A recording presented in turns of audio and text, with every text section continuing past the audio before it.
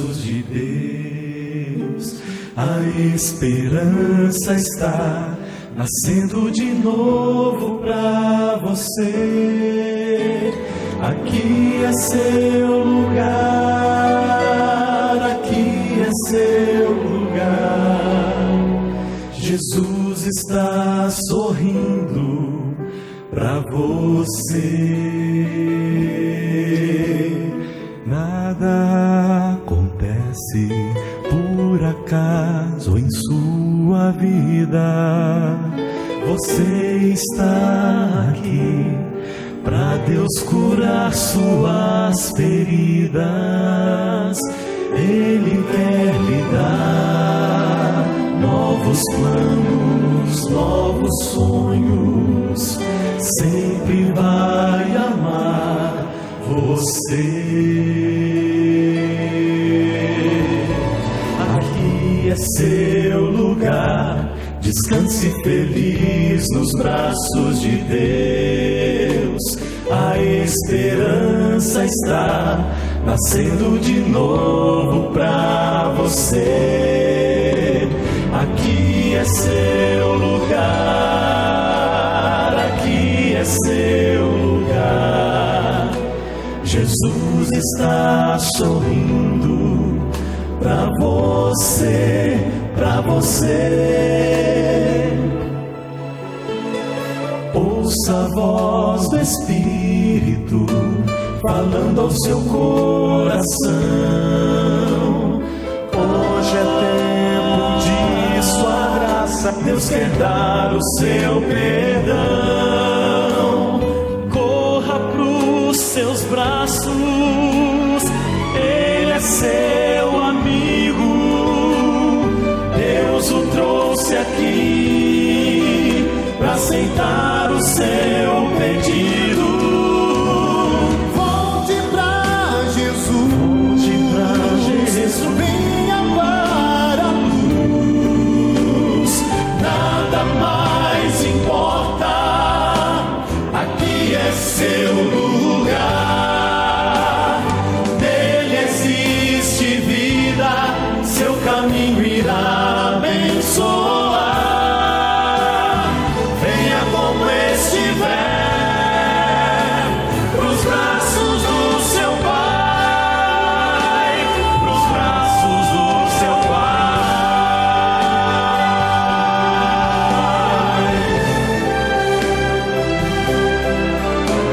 A esperança está nascendo de novo pra você. Aqui é seu lugar, aqui é seu lugar. Jesus está chamando por você. Seus braços vão com amor o receber. Aqui é seu lugar, é seu lugar. Aqui é seu lugar, é seu lugar. Aqui é seu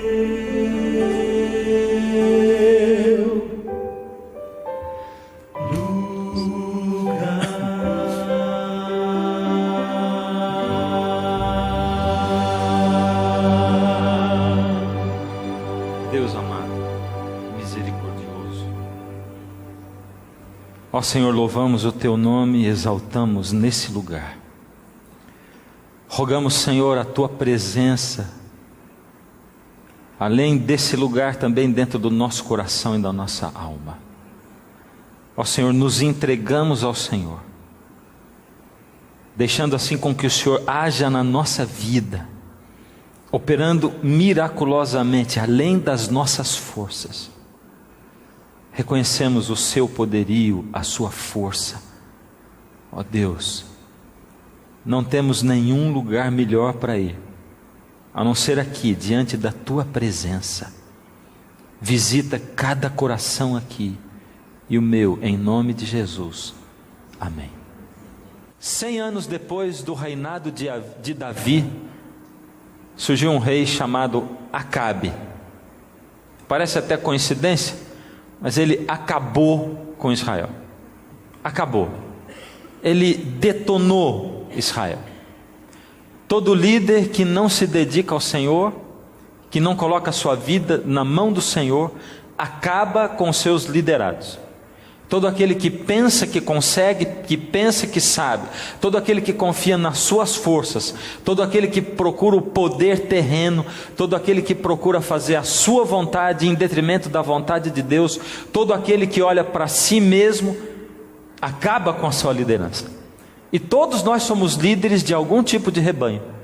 Você pode não ter rebanho nenhum, não ser pastor, não ser um grande líder, mas você tem pelo menos um amigo a quem você lidera. Uma pessoa que segue você. Você é pai de família, mãe de família. Você é líder dos seus irmãos. Você tem alguns amigos na escola que você lidera. Todos nós somos líderes de um rebanho. Porém, nós somos responsáveis pelas pessoas a quem lideramos. E já que nós só podemos fazer as coisas com Deus, isso quer dizer o seguinte: toda vez que nós não nos colocamos nas mãos de Deus, nós arrasamos com aqueles a quem nós lideramos. Por isso, a consequência do que aconteceu em Israel, de novo, mesmo depois de Davi, de Salomão, do auge, depois de Israel ter chegado ao auge, o templo e tudo mais, depois de 100 anos, o povo caiu na descrença, na idolatria, na apostasia. E o Senhor tinha no meio do povo de Israel, como Ele sempre tem, alguns. O Senhor sempre chama essas pessoas, os poucos no meio de muitos, de o seu remanescente. Eles são pessoas especiais, diferentes. Por quê? Porque eles têm alguma coisa especial que Deus colocou neles e que Deus não colocou em mais ninguém? Porque eles nasceram com dons e dotes especiais? Porque eles são assim mesmo? Não. Porque o Senhor Deus predestinou a todos nós para a salvação. Todos nós somos predestinados para a salvação, mas nós temos liberdade de escolha. Então, Elias era um homem diferente, sim, porque ele decidiu abrir o coração para Deus. E a decisão de abrir o coração de Deus é uma decisão muito séria, que envolve muitas coisas, e a gente tem visto isso dia após dia nessa série. Depende de querer, de se dispor, depende de querer ouvir a voz de Deus por detrás de você dizendo vai para cá e para lá. Depende depois de ouvir da gente ir para lá e para cá, o que também é difícil e não é fácil. Elias era um homem de fé, de oração, e por isso ele era um homem que a cada dia alcançava o poder em Deus. Elias foi colocando a sua vida na mão de Deus, ouvindo a voz de Deus, seguindo aquilo que Deus dizia para ele, e ele foi crescendo espiritualmente. Um homem limitado como qualquer um de nós. Elias apelava ao povo, Elias suplicava aquele povo, Elias advertia o povo, porque o Senhor Deus, o Senhor Jesus diz assim, o Senhor Deus na sua palavra: eu repreendo e disciplino. É o próprio Senhor Jesus dizendo: eu sou a fiel testemunha, eu sou o amém, o princípio e fim. Eu repreendo e disciplino a todos quantos amo. Por isso, muitas vezes, nós precisamos ouvir palavras de repreensão. E se por acaso você está indo atrás de líderes espirituais que só trazem mensagens macias e mansas, algum problema tem ali. Elias advertiu, mas o povo não voltava. No passado Deus já havia advertido o povo. Assim como nós olhamos para a Bíblia, para a história de Elias, aquele povo tinha referência do passado. Lá no deserto, lá para o povo de Israel, o Senhor já tinha dito: circuncidai pois o vosso coração e não endureçais a vossa cerviz. Ou seja, vocês têm que fazer comigo uma aliança não exterior. Você não tem que vestir simplesmente roupa de crente, você não tem que ter simplesmente cabelo de crente, simplesmente saias de crente, você não tem que ter simplesmente aparência de crente. Você tem que ser crente no seu coração, na sua alma. Cristianismo exterior só não vale de nada para mim. O Senhor Deus tinha dito: pois o Senhor vosso Deus é o Deus dos deuses. Deus com letra maiúscula, e deuses, porque não existe outro Deus a não ser o Senhor Deus, e Senhor dos senhores, o Deus grande, poderoso e temível, que não faz acepção de pessoas, nem aceita suborno. O Senhor Deus é Deus e soberano. Por isso Deus chamou Elias e mandou Elias avisar: avisa esse povo e esse rei Acabe e essa mulher dele, a Jezabel, a quem eu não reconheço, porque eu não reconheço outro poder e outra autoridade acima de mim, além de mim, nem ao meu lado. Avisa que não vai chover. Eu vou fazer parar de chover na terra, para que esse povo olhe para mim. Eles estão indo por um caminho de perdição. Lembra o que eu tenho dito? Se Deus tiver em algum momento da sua vida que escolher entre deixa eu morrer no acidente e ganhar a vida eterna, ou salvo do acidente sabendo que ele vai se perder daqui a pouco, Deus vai deixar você morrer no acidente, vai deixar você perder as 2 pernas no acidente. Deus vai deixar alguma, mas Ele vai visar a sua vida eterna. Por isso Deus muitas vezes Ele permite com que juízos venham, com que problemas venham, para que a gente possa aprender através disso a nossa fé purificada como ouro, purificada no fogo. Por isso Deus olhou para a salvação daquele povo e disse: eles estão se desligando da fonte de poder que é Deus, estão se desligando da luz, da fonte de vida que é o Senhor Deus. Eles vão se perder como povo. Elias, desesperado, clamava por aquele povo e intercedia. Elias não pediu para ser mensageiro. Tem um monte de mensageiro pedindo para ser mensageiro. Tem um monte de gente se auto-enviando como profeta. Elias não pediu para ser mensageiro. Ele não pediu para ter poder, não pediu para ter o dom da cura, não pediu para ter o dom das visões, o dom de profecia. Ele não pediu. É porque Elias, quando foi chamado, ele sabia que aquilo significava uma honra tremenda, uma glória tremenda, mas ele sabia que aquilo era uma responsabilidade tremenda. Elias sabia que um convite para ser profeta era um convite à loucura, porque ele, um simples homem lá do campo, ele teria que chegar diante do rei Acabe, em todo o seu poder, dentro do seu palácio, colocar o dedo na cara do rei e pronunciar, dizer para Acabe: você sabe esse Deus Baal ao qual você recorre? Sabe esse Deus Baal com letra minúscula, que se diz o Deus, o rei da natureza, o rei das águas e das chuvas, o Deus do sol? Esse Baal não é nada, e a tua mulher não é nada, e você, rei, não é nada. Deus é o Deus da natureza, e Deus falou e me mandou avisar que vai parar de chover. E foi isso que ele fez. Ele foi no caminho. Elias teve um contato com as fontes. Ele ia no caminho passando e vendo a exuberância da terra, as florestas, os pastos, as flores, os campos, tudo vivo, verde, florescendo, colorido. E quanto mais Elias caminhava para ir dar o recado que Deus tinha dito, ele poderia ter desistido, porque tudo indicava para Elias que não ia parar de chover coisa nenhuma, porque estava tudo perfeito, tudo normal. Os juízos de Deus, eles são sempre assim. Deus avisa ao seu povo antes que aconteça. Quando Deus diz assim: cuidado, é época de juízo, vai vir um dilúvio, nunca choveu antes. Noé, faz uma arca, porque eu estou preparando para salvar quem quiser ser salvo. É loucura, porque Deus avisa quando parece que está tudo bem, mas na realidade está tudo mal. É loucura. Por isso ele caminhava. Quando o Senhor Deus diz: prepare-se, meu povo, porque o Senhor Jesus está voltando, os juízos de Deus vão cair sobre a terra. Prepare-se, meu povo, porque eu estou selando aqueles que são meus. Eu estou separando aqueles que são meus, aqueles que abrem o coração e a vida, aqueles que não se entregam ao sono espiritual, aqueles que desejam ouvir a minha palavra. Eu estou tentando tocar nesses corações. Por misericórdia, olha para mim. No meio de um tempo onde tudo parece normal, No meio de um tempo onde o Brasil parece estabilizado, onde a situação financeira parece tão boa, onde o mundo não esteve se conversando tão bem, e o Senhor Deus diz: quando você ouvir falar de paz, aí é que vai ter repentina destruição. Mas é difícil de acreditar, é verdade ou não é? E a palavra de Deus parece loucura.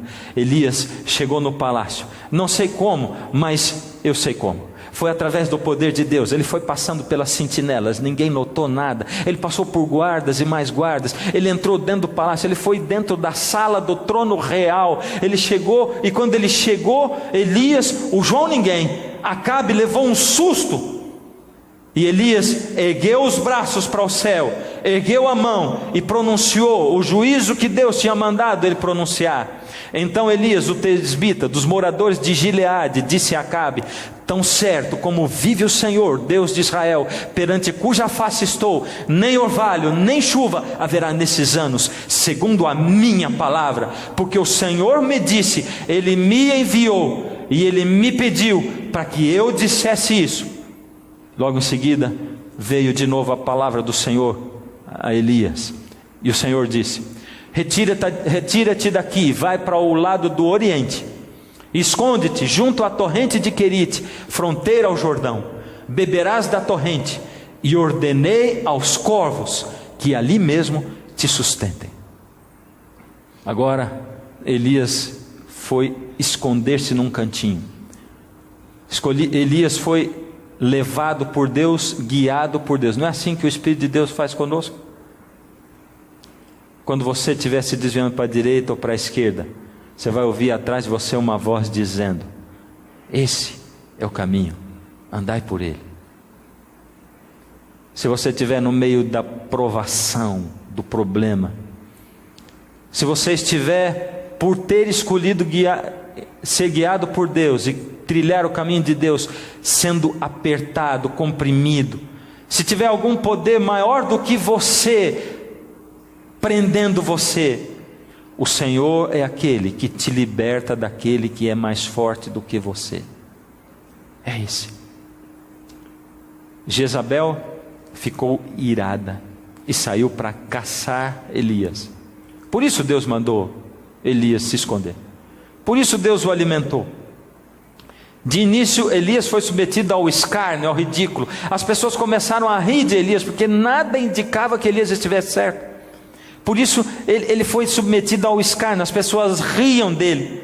Ele não estava nem lá para ouvir o riso, mas as pessoas não acreditavam naquilo que ele dizia. Assim como muitas pessoas riem daquilo que você fala, quando você vem, se expõe, quando você começa a assistir um programa de TV, se expõe à luz da presença de Deus, e a palavra da verdade entre você transforma o seu coração, e você tenta explicar para as pessoas o que está acontecendo, e eles ficam preocupados com você, dizem assim: está ficando maluco, o que está acontecendo?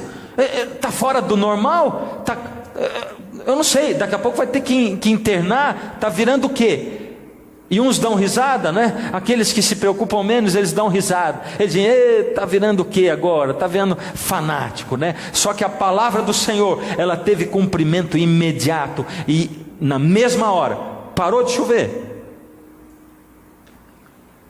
Será que com isso o povo de lá se converteu a Deus e voltou a Deus? Não. Eles tinham uma teimosia, eram apegados a Baal. Pelo contrário, agora sim é que eles ofereciam ofertas ainda mais caras para Baal. Ofertas caras para Baal. Sabe, tem muita religião, organização religiosa, ou credo, ou seita, aceitando ofertas caras para convencer Deus. Mas Deus já disse: eu não aceito suborno.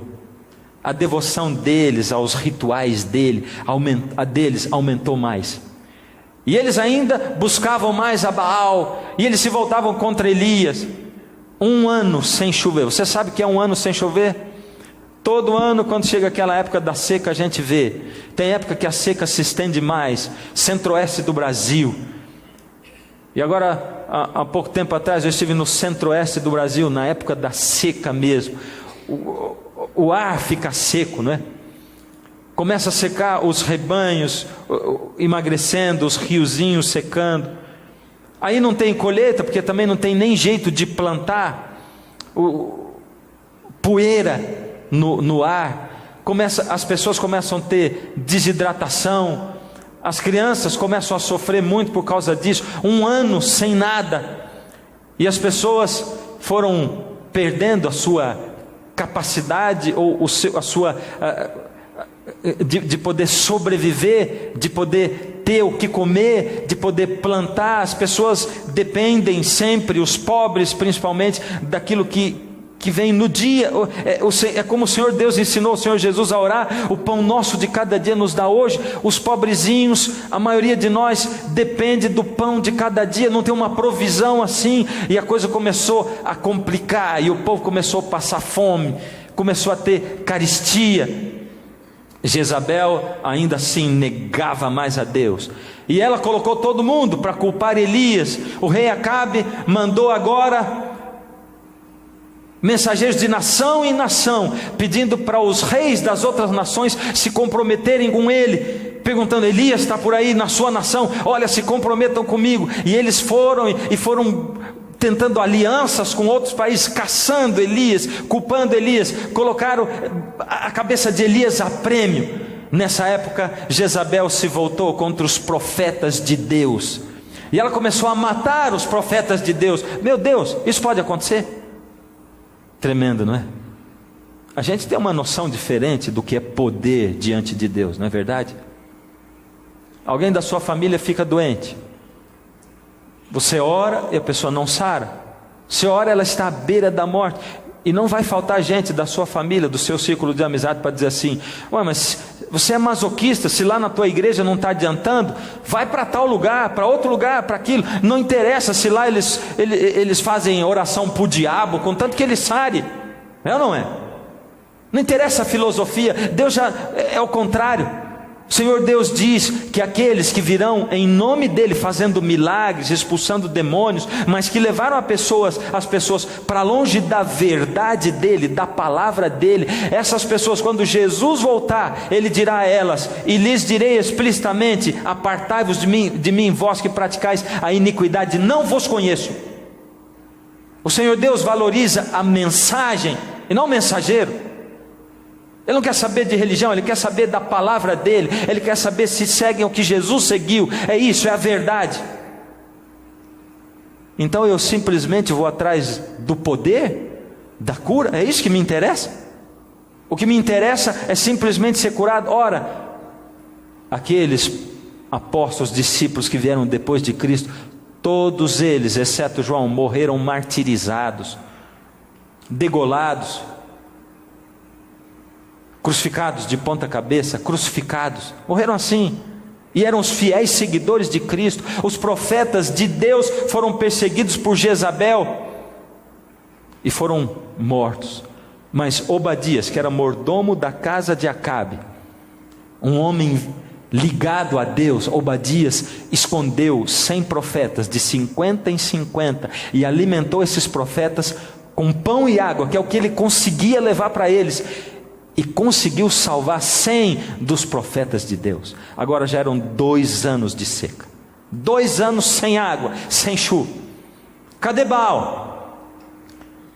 Aqueles profetas de Baal faziam suas orações e faziam tudo, os seus rituais, não adiantava nada. Nem assim eles acreditavam, porque quando alguém fecha o coração para Deus, quando alguém diz: não, eu não vou fazer isso, eu não quero, não tem como Deus entrar nesse coração. Quando alguém fecha os olhos para Deus, não vai enxergar Deus mesmo, vai seguir os seus planos, a sua visão, o seu desígnio para a sua própria vida. O Senhor Deus vai tentar, o Senhor Deus vai falar, mas não adianta. Por isso a apostasia crescia junto com a seca. O Senhor Deus já tinha dito lá na inauguração do templo de Salomão qual era a única saída para o povo, qual era a única saída para nós, para mim, para você. O Senhor Deus tinha dito assim, vamos lá: se eu fechar os céus de modo que não haja chuva, ou se ordenar aos gafanhotos que consumam a terra, ou se enviar peste entre o meu povo, Se o meu povo, que se chama pelo meu nome, se humilhar e orar e me buscar, e se converter dos seus maus caminhos, então eu ouvirei dos céus, perdoarei os seus pecados e sararei a sua terra. Só existe um caminho. Se o meu povo, que se chama pelo meu nome, você não se chama de cristão? Né? Você diz, você é o quê? Eu sou cristão. Se humilhar e orar e se arrepender dos seus maus caminhos, eu do céu ouvirei. Só tem um caminho. O Senhor Jesus disse, eu sou o caminho, a verdade e a vida. 3 anos e meio de seca e de fome. Durante esses 3 anos e meio de seca e de fome, Elias intercedia pelo povo de Deus, para que eles acordassem, para que eles pudessem despertar para Deus, para que eles clamassem a Deus, para que eles se humilhassem e orassem. Queridos, eu quero dizer um negócio para você. Tem gente intercedendo por você, pedindo. Você está passando problemas, aflições, problemas tão difíceis, provas tão terríveis, que você mal pode suportar. Você está passando por problemas financeiros, está enfrentando vícios que acorrentam você e que parece que é impossível você se libertar. Aí você olha dos lados e uma voz diz assim, olha aquele já está morto, olha aquele não conseguiu, aquele não pode, não tem como. Para Deus não existe impossível. A intercessão, a oração intercessória de Elias, Deus estava agindo. Deus está sempre agindo. E Deus estava agindo. Deus estava agindo no seu povo. De repente, depois de 3 anos e meio, Acabe chama o seu mordomo Obadias. E ele diz assim, a coisa está feia. Até o palácio está ficando sem comida, sem nada. Nós vamos nos dividir e vamos ver o que a gente consegue. Vamos sair por todo lado. Você vai para um lado e eu vou para o outro. A palavra de Deus diz assim, 1 Reis 18:3, Acabe chamou a Obadias o mordomo. Obadias temia muito ao Senhor. Disse Acabe a Obadias, vai pela terra a todas as fontes de água e a todos os vales, pode ser que achemos erva, para que salvemos a vida aos cavalos e mulos, e não percamos todos os animais. A coisa estava terrível. Acabe continuou a dizer, repartiram entre si a terra para a percorrerem. Acabe foi à parte por um caminho, e Obadias foi sozinho por outro. Está em 1 Reis 18:6. Os dois se dividiram para ver o que eles conseguiriam. O que eles conseguiriam encontrar? Alguma coisa, uma erva, sabe, um matinho, alguma coisa para alimentar, para a gente não perder os animais, porque só tinha agora um restinho de comida no palácio. Imagina como é que estava a situação do povo, 3 anos e meio sem chuva. Deus chega para Elias e diz, Elias, eu vou fazer chover sobre a terra. Vai. Agora vê o que acontece logo em seguida. Estando Obadias já de caminho, eis que Elias se encontrou com ele. Obadias, reconhecendo, prostrou-se com o rosto em terra e disse, és tu, meu senhor Elias? Obadias reconheceu Elias. Estando Obadias já de caminho, está repetido o verso, és tu, meu senhor Elias? Ou seja, no momento em que Acabe estava de um lado e Obadias do outro, o Senhor Deus fez com que Elias e Obadias se encontrassem no meio do caminho. E os dois se encontraram no meio do caminho. Agora o que acontece é tremendo. Elias ordena para Obadias e diz assim, vai lá e fala para Acabe, e diz para ele que eu quero me encontrar com ele, que eu voltei. Acontece que Obadias responde para Elias. Bom, primeiro Elias, sou eu, vai e diz ao teu senhor, eis que aí está Elias. Obadias treme e responde para Elias o seguinte, olha, quem sabe se eu for lá para o rei Acabe, e se eu chegar lá, e de repente o rei vier atrás de você, e de repente o Espírito de Deus carrega você para algum lugar que eu não sei, porque faz 3 anos e meio que a gente está procurando você, e a gente não sabe, o Acabe vai me matar, porque eu enganei. Elias então promete, e o rei vai se encontrar com Elias. E agora acontece o seguinte: vendo-o, disse-lhe: és tu, ó perturbador de Israel. Esse é o grande Acabe. A cena, dá para você imaginar a cena? Elias, Acabe chega com os seus soldados em cima do seu cavalo, todo imponente, todo armado. Ele era a expressão do poder terreno. Já viu a expressão do poder terreno na terra? É o seu marido que oprime você, é ele a expressão do poder. É o seu chefe que oprime você também. A expressão do seu poder é o quê? São pessoas que se voltam contra você e que oprimem você. Essa é a expressão do poder. Eles são nada diante de Deus. Acabe chegou intimidando Elias: és tu, ó perturbador de Israel, você é o culpado por isso? Respondeu Elias: eu não tenho perturbado a Israel, mas tu e a casa de teu pai, porque deixastes os mandamentos do Senhor e seguistes os Baalins, ou seja, aos deuses, aos ídolos. Você é o perturbador de Israel. Você percebeu que Elias, primeiro, ele não pediu nem desculpa para Acabe. Ele não disse: olha, desculpa pelo que está acontecendo. Ele também não fugiu, não saiu correndo, ele não se perturbou nem um pouquinho. Aliás, ele não ficou nem abalado, ele não bajulou o rei Acabe. Ele não disse: ó rei, tu que és o rei de Israel, na tua majestade. Ele não estava preocupado com Acabe, porque Deus não se preocupa com isso. Elias tinha uma voz de severa repreensão para Acabe, porque ele vivia aquilo que Deus estabelecia para a vida dele. Elias vivia, e isso dava poder à sua voz de repreensão. Elias era alguém chamado por Deus para pregar naquela época. Hoje o Senhor Deus precisa de homens como Elias. Elias olhou para Acabe e disse: eu tenho uma solução para o nosso problema. Vamos para o Monte Carmelo, e lá no Monte Carmelo você vai chamar a todo o povo de Israel, e vai chamar os profetas de Baal. Eram 450, com mais 400 do poste ídolo, 850. E eu, de um lado eles vão colocar o altar deles, e do outro lado eu vou colocar o altar ao Deus verdadeiro. Eles vão orar e vão pedir fogo do céu. Eu vou orar e vou pedir fogo do céu. O altar sobre o qual descer o fogo, esse é o Deus verdadeiro. Esse é o Deus verdadeiro. Tremendo isso, não é? Não é tremendo? Em outro programa passado eu contei a história, não contei? Quantos de vocês já estavam aqui? Quero ver a mão.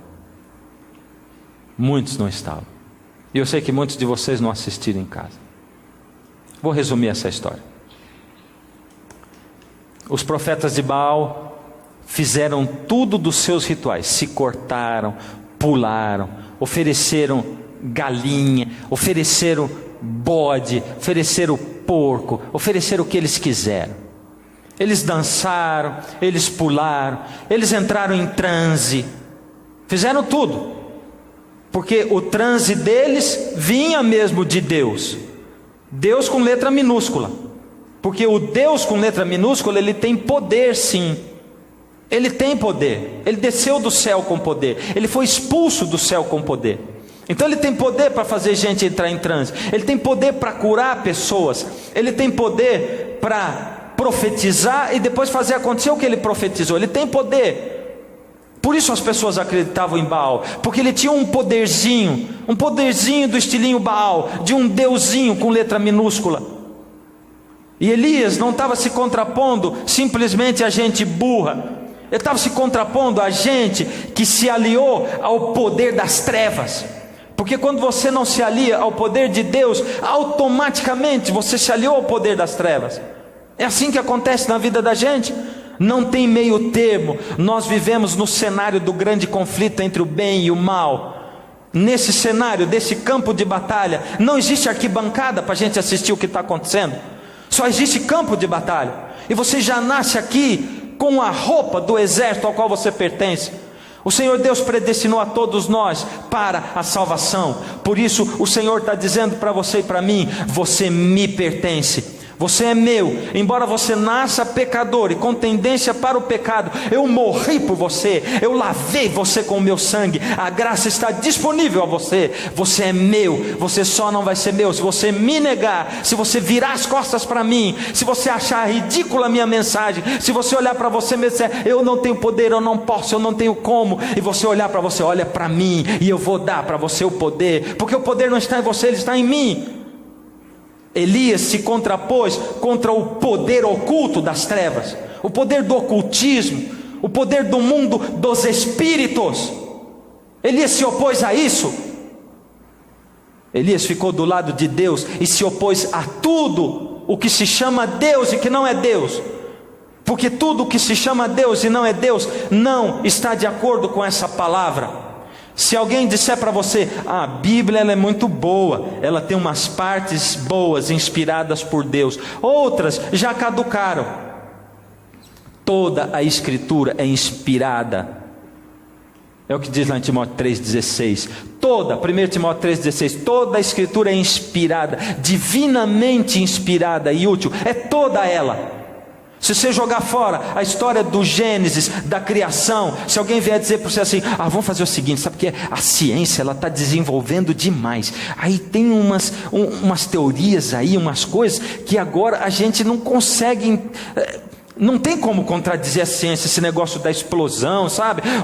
Todo mundo, você abre a revista, diz que o homem veio da evolução. Você abre um livro, o homem veio da evolução. Eles estudam psicologia à luz da evolução. Sabe por que o homem trai? É porque a maioria dos animais traem mesmo. A única diferença é que os animais são irracionais, não é verdade? E o homem é racional. O animal não tem poder de escolha, mas o homem tem. Mas os animais todos traem, a natureza toda é assim. O homem também trai, é assim mesmo. Você tem que compreender, vamos fazer o quê? Não é verdade? É desse jeito mesmo.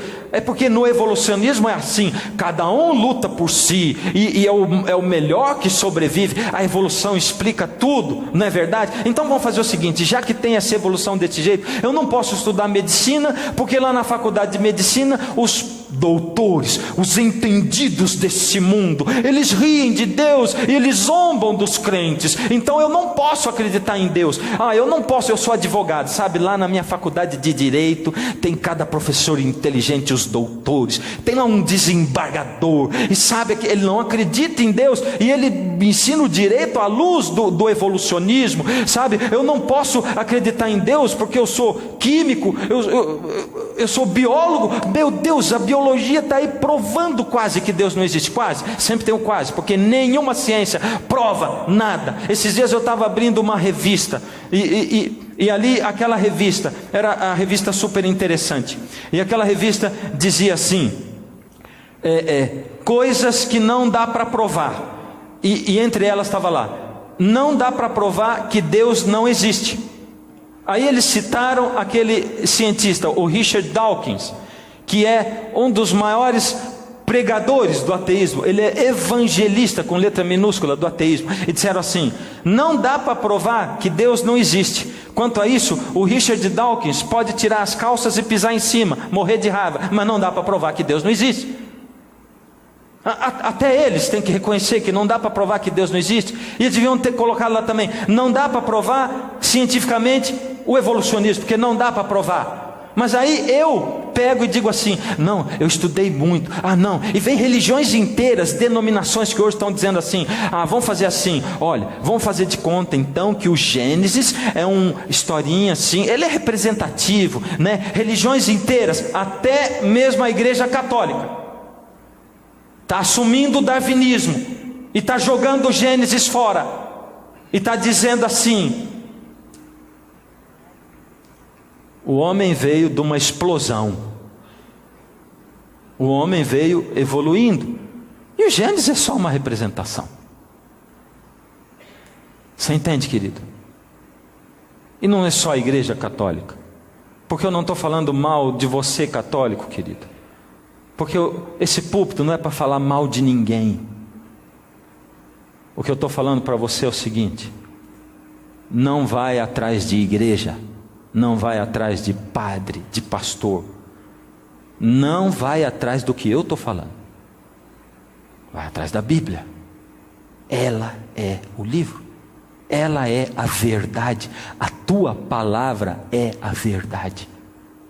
Por misericórdia, não acredita no que eu estou falando, vai lá e confere, vê se é verdade. Elias se contrapôs ao poder das trevas, porque tudo aquilo que prega e que escolhe partes da Bíblia, se existe alguma coisa que tem que explicar a Bíblia, o Evangelho segundo Allan Kardec. Por que o Allan Kardec tem que explicar o Evangelho, se o Evangelho já está ali, explicado ele todo? Não tem que explicar o Evangelho coisa nenhuma. Por que essa ou aquela religião, para ensinar a Bíblia para você, tem que pegar e ter uma outra Bíblia diferente? É para dizer para você o quê? Que Deus iluminou um ser humano especial. E aí vem alguns dizendo assim: mas a igreja adventista tem aquela tal da Ellen White.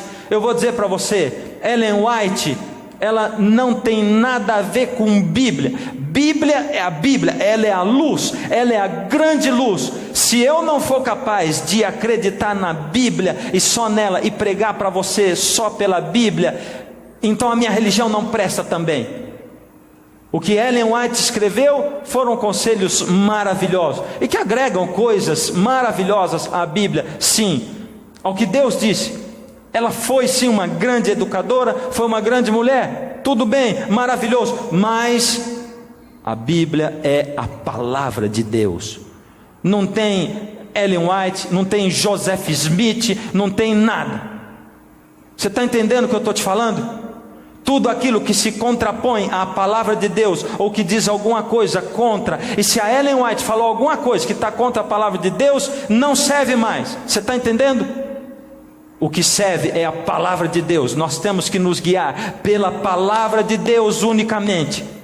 E eu não estou interessado se você está se guiando pela sua religião, porque na sua religião aparece ali um espírito não sei das quantas. Se ali tem um médium muito poderoso que ele faz operações espirituais, eu não estou interessado nisso. Deus olha e dá risada. Ele diz: eu não reconheço deuses com letra minúscula. Eu não reconheço nada que não esteja de acordo com a minha palavra 100%, ipsis literis. Quer você veja alguém que já morreu e que apareça na tua frente, o teu pai, e diga: oh filho, o que esse pastor está pregando é mentira, porque eu estou aqui no céu, no bem bom. Sabe o que acontece? Eu quero que você siga a religião tal. Vai ver se o teu pai está falando igual a Bíblia, porque se o teu pai não está falando igual a Bíblia, saiba que o inimigo tem poder para vir nessa terra, se personificando na pessoa do teu pai, falar com a voz dele e tentar convencer você. Por isso não existe outra maneira de nos guiarmos diante de Deus, a não ser pela palavra de Deus, a Bíblia, o livro do Senhor.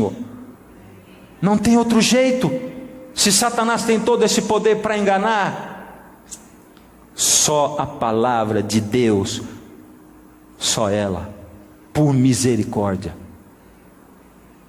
Elias se contrapôs a tudo isso, e o Senhor Deus deixou os profetas de Baal fazendo todos os seus rituais de magia, de dança, de estrebuchamento. Não adiantou nada o que os profetas de Baal fizeram. Elias, uma oração curta, pequena, em voz baixa: Senhor, para que eles saibam quem é o Deus de Israel. E o Senhor Deus fez descer fogo do céu que consumiu tudo. Uau! Estava provado quem era o Deus verdadeiro. Faz prova de Deus na sua vida. Não viva fazendo prova de Deus. Hoje eu vou propor para você fazer prova de Deus e do poder de Deus. Deus quer ser o Senhor da sua vida. E se Ele não for o primeiro da sua vida, não vai adiantar. Se Ele não for aquele que primeiro que toma o lugar no seu coração e na sua alma, não vai adiantar nada. Esquece tudo mais. Deus quer ser o primeiro na sua casa, no seu negócio. Ele quer ser o primeiro no seu coração, na sua alma. Faz prova de Deus agora. Prova. Você diga assim: Senhor, eu estou aqui assistindo a esse culto. Esse pastor está falando um tanto de coisa que para mim parece loucura. Eu estou aqui, minha cabeça parece que vai explodir, meu coração está bombando. Eu estou questionando um monte de coisas nas quais eu criei a minha vida inteira. Eu estou questionando um monte de coisas que fala de ciência e de tudo mais. Que loucura é essa? Porque ele está falando loucura, mas apesar de ele falar loucura, o meu coração estremece. O que está acontecendo? É o Senhor mesmo ou é outro espírito tocando em mim? Não sei mais. A quem nós vamos seguir? A Deus ou a Baal? Simplesmente faz prova de Deus e diga: Senhor, não me deixa ser enganado. Se o Senhor me mostrar o caminho, eu vou colocar a minha vida na sua mão, mas o Senhor me mostra o caminho. Entrega o teu caminho ao Senhor, confia nele, e ele vai reorganizar todo o resto da sua vida. Mas esteja disposto a trilhar o caminho que Deus vai mostrar, e ele vai mostrar através de pessoas. Ele pode mostrar sim através de sonhos. Já vi muita gente vir para Deus através de sonho. Ele pode mostrar por visão, ele pode mostrar por palavra profética, ele pode mostrar, mas tudo tem que estar de acordo com a palavra viva do Senhor Deus, que é a Bíblia, a Santa Bíblia. Tem que estar de acordo com isso. A lei e ao testemunho. Se esses que pregam não falarem de acordo com isso, eles não verão a alva, não vão se salvar. Pode ser quem for, não vai se salvar. Nem eu, nem ninguém. Quer fazer prova de Deus na sua vida hoje? Tem dúvida no seu coração? Tem dúvida? Ou você simplesmente se fechou e está magoado comigo porque eu falei alguma coisa que feriu você? Eu vou dizer para você: eu não falei nada essa noite que o Senhor Deus não tenha colocado no meu coração e na minha alma para falar. Segunda coisa, eu não falei nada que esteja contrário a essa palavra, e eu desafio você a conferir aqui tudo aquilo que foi dito. Nada. Essa é a luz. Ele quer ser o primeiro na sua vida. Tem dúvida? Desafia a Deus agora. E é para isso que eu vou chamar os arautos do rei agora. Se Jesus não for o primeiro na sua vida, então você vai dizer: Senhor, eu quero que o Senhor seja o primeiro para mim. Eu vou entregar minha vida ao Senhor. O Senhor vai me mostrar o caminho e vai me dar forças para eu seguir, porque eu não tenho forças para seguir. Faz isso. Você vai se levantar no lugar onde você está. Levanta aí. E Deus vai agir em você.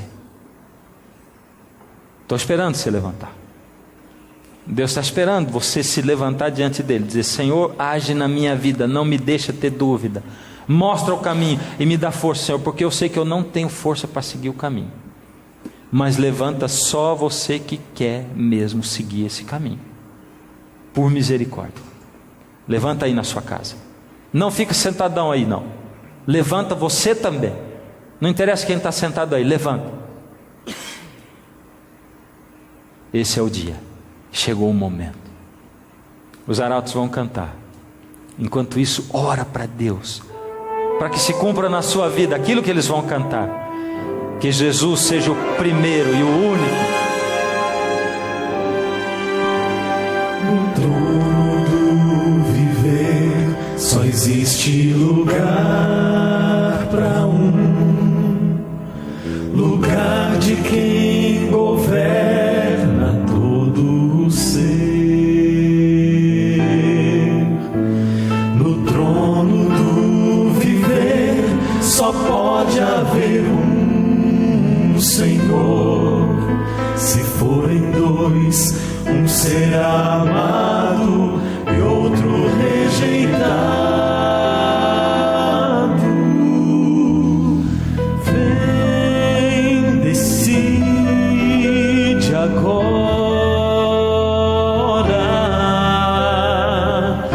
quem vai ocupar seu coração.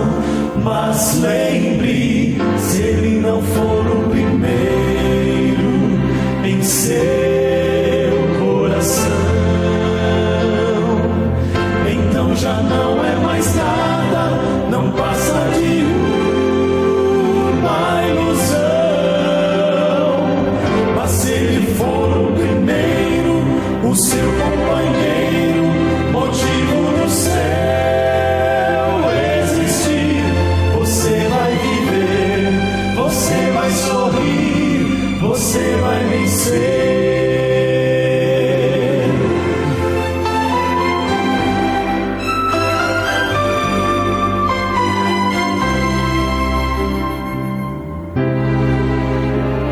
Um novo dia vai nascer pra você e pra mim. Depende de aceitar Jesus no viver. É hora de beber da fonte da vida. Você verá, em Jesus existe plena alegria. Vem, decide agora quem vai ocupar seu coração. Mas lembre, se ele não for o primeiro em seu coração, então já não é mais nada, não passa de uma ilusão. Mas se ele for o primeiro, o seu companheiro, motivo do céu existir, você vai viver, você vai sorrir, você vai vencer. Não há batalha perdida com Cristo. Ele mesmo triunfou lá na cruz. Nosso sangue já provou que nos ama. Se o coração não for dele, não será de mais ninguém.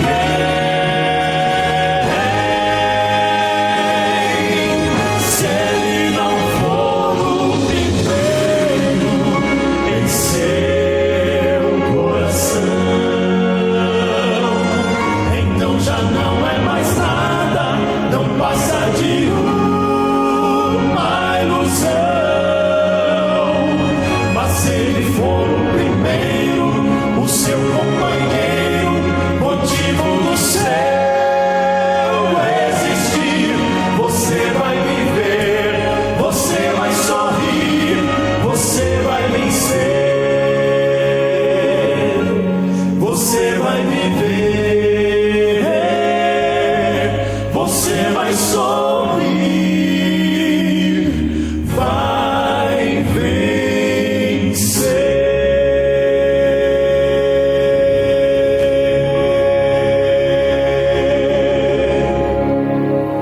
Senhor Deus, hoje é noite, Senhor, de libertação. Queremos nos libertar, Senhor, de dogmas. Queremos nos libertar de filosofias humanas que foram misturadas às religiões e colocadas na nossa mente e no nosso coração. Queremos quebrar as cadeias que nos prendem a forças espirituais que não são tuas, ou que achávamos que eram tuas, mas não são. Queremos nos libertar, Senhor, dos deuses desse mundo, dos que se dizem deuses do mar, e deuses disso e deuses daquilo. Queremos nos libertar, Senhor, dos vícios que nos aprisionam, porque foram criados pelo inimigo teu, Senhor, mas tu tens poder para nos libertar. Ó Senhor, visita nesse momento a nossa alma, a nossa vida. Ó Senhor, visita a nossa impotência, visita aquilo que gostaríamos de ser, mas somos incapazes de ser. Ó Senhor, através do poder do Teu Espírito, enche o coração daqueles que clamam ao Senhor, que clamam de coração, de alma, e que desejam mais que tudo que o Senhor se manifeste. Ó Senhor, seja o primeiro no nosso coração. Dá-nos força, Senhor, para vivermos. Dá-nos forças para resistirmos. Toma nossa vida nas Tuas mãos, Senhor. Toma os Teus servos, o Teu remanescente no meio desse mundo inundado pela escuridão. Faz-nos luz, mesmo, Senhor, que isso cause divisão. Ajuda-nos a sermos sábios, para atrair os nossos queridos para Jesus, com sabedoria, não tentando empurrá-los e obrigá-los, mas com sabedoria. Dirige-nos para casa, Senhor. Entra nos lares, entra em cada um de nós, em nome de Jesus. Amém.